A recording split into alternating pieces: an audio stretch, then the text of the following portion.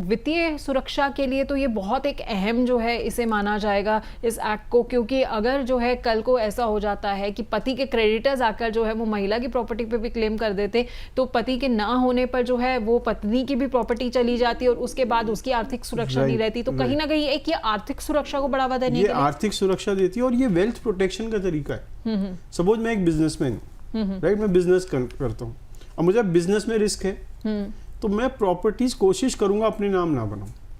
अच्छा। मैं अपनी वाइफ के नाम बनाऊंगा कुछ सिस्टम करके।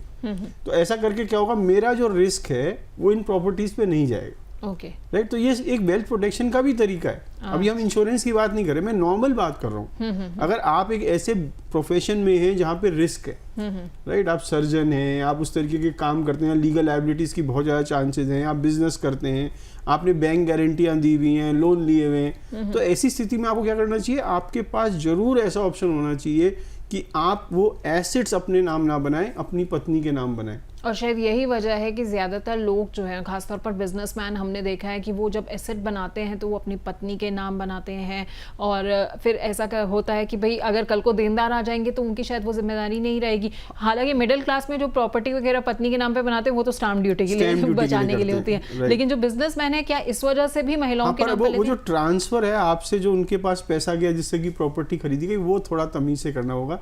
नहीं तो अगर वो क्रेडिटर प्रूव कर दे कि पैसा तो उन्हीं का था, इन्होंने ट्रांसफर करके हमारे, यही मेरा अगला सवाल था कि अगर सारा पैसा जो है वो पति का ही लगा हुआ है और क्रेडिटर है, तो फिर कल को ये कह सकते हैं कि पैसा इनका है लेकिन नाम सिर्फ पत्नी का। राइट, तो उसको करने का एक तरीका है, सिस्टम्स हैं, वो आपके चार्टर्ड अकाउंटेंट आपको समझा देंगे कैसे उसको ट्रांसफर करें ऐसे।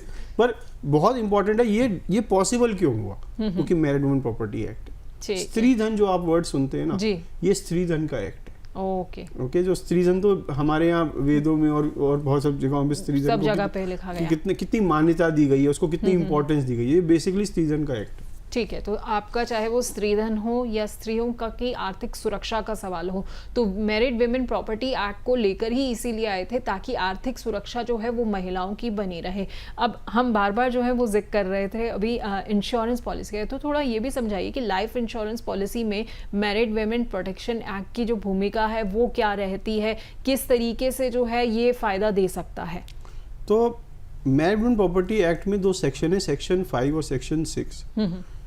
दोनों सेक्शंस में आपको समझाता हूँ उसमें बेसिकली क्या है। सेक्शन 6 कहता है कि एक हस्बैंड अपने नाम पर एक लाइफ इंश्योरेंस पॉलिसी ले सकता है जिसमें वो बेनिफिशियरी अपनी वाइफ को बना सकता है, अपने वाइफ और बच्चों को बना सकता है, या केवल बच्चों को बना सकता है। ठीक है, पर ये खाली एक मैरिड हस्बैंड ले सकता है। ओके, हाँ, विडोवर भी ले सकता है, राइट, उसकी पत्नी का जीवित होना जरूरी नहीं है उस टाइम। अच्छा। उसके बच्चों या पत्नी में से एक जने का जीवित होना जरूरी है और वो एक मैरिड पर्सन होना चाहिए। जैसे ही इसने एक पॉलिसी ली और उसको मैरिड वुमन प्रॉपर्टी एक्ट में डाल दिया, अब हस्बैंड का राइट इस पॉलिसी पे खत्म हो गया और एक ट्रस्ट ऑटोमेटिकली क्रिएट हो गई, private family trust which is irrevocable in nature. Trust deed नहीं बनेगी, लॉ ने एज्यूम कर लिया कि ट्रस्ट बन गई, कैसे MWP एक्ट में डाला। Okay. और इररेवोकेबल ट्रस्ट में हमने पिछली बार भी आपको बताया कि जो ओनरशिप है वो ट्रस्ट की है, इंडिविजुअल की नहीं है। ठीक है, और क्रेडिटर्स किसके हैं, हस्बैंड के या वाइफ के हैं। हाँ। दोनों ही स्थितियों में वो जो पैसा ट्रस्ट के अंदर है वो नहीं लिया जा सकता, राइट। तो ये आपको सुरक्षा देती है सेक्शन 6 में। okay. सेक्शन 5 कहता है कि वुमेन खुद एक पॉलिसी ले सकती है अपनी लाइफ पे, अच्छा। जहाँ प्रीमियम वो खुद पे कर रही है और उसको MWP एक्ट में डाल सकती है। अच्छा। दोनों स्थितियों में ना तो हस्बैंड के क्रेडिटर ना वुमेन के क्रेडिटर इस पैसे को ले पाएंगे जब भी क्लेम आएगा या जब भी उस स्थिति आएगी, राइट। इसमें बेनिफिशियरी कौन हो सकता है, खाली आपकी वाइफ, आपके बच्चे या वाइफ और बच्चे दोनों। क्या ये पॉलिसी आप अपनी मदर के लिए ले सकते हो, नहीं ले सकते, अच्छा, है ना। अपनी सिस्टर के लिए ले सकते हो, नहीं ले सकते। खाली एक मैरिड हस्बैंड अपनी वाइफ के लिए ले सकता है, या वाइफ और बच्चे या खाली बच्चे।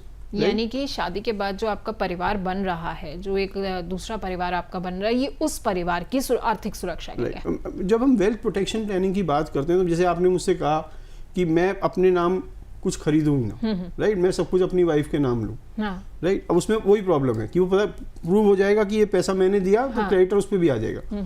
पर यहाँ पर तो मैं कह रहा हूँ कि प्रीमियम मैं दूंगा, लाइफ एश्योर्ड भी मैं ही हूँ, ओके, पर क्योंकि मैंने इसे MWP एक्ट में डाल दिया, क्रेडिटर नहीं ले पाएगा। अच्छा। आप देखिए कितनी बड़ी सुरक्षा है। मैंने 1 करोड़ रुपए की टर्म पॉलिसी कराई, राइट, जिसमें प्रीमियम मैं दे रहा हूँ, लाइफ एश्योर्ड भी मैं ही हूँ, ठीक है। पर मैंने उसे MWP एक्ट में डाल दिया और बेनिफिशियरी अपनी वाइफ को बना दिया, वाइफ और बच्चों को बना दिया, कि खाली बच्चों को बना दिया। कल को मेरी मृत्यु होती है और ये क्लेम आता है, तो क्रेडिटर्स इस पैसे को हाथ नहीं लगा सकते, राइट। अगर ये नॉर्मल लाइफ इंश्योरेंस होती term plan without MWP act, तो क्रेडिटर्स का पहले राइट होता वाइफ से, अच्छा, क्योंकि पॉलिसी आपकी है ना, प्रीमियम आपने दिया, तो क्लेम आया, तो क्लेम आपकी एस्टेट का पार्ट है ना। जब आपकी एस्टेट का पार्ट है तो उनका राइट है, पर जैसे ही MWP एक्ट में डाला, ट्रस्ट की पॉलिसी हो गई, ओके, और ट्रस्ट के बेनिफिशियरी कौन है, वाइफ और बच्चे। ठीक है, तो क्रेडिटर कह ही नहीं सकता कि ये पैसा मुझे दो, क्योंकि वो आपका रहा ही नहीं, वो ट्रस्ट का पैसा हो गया। ठीक है।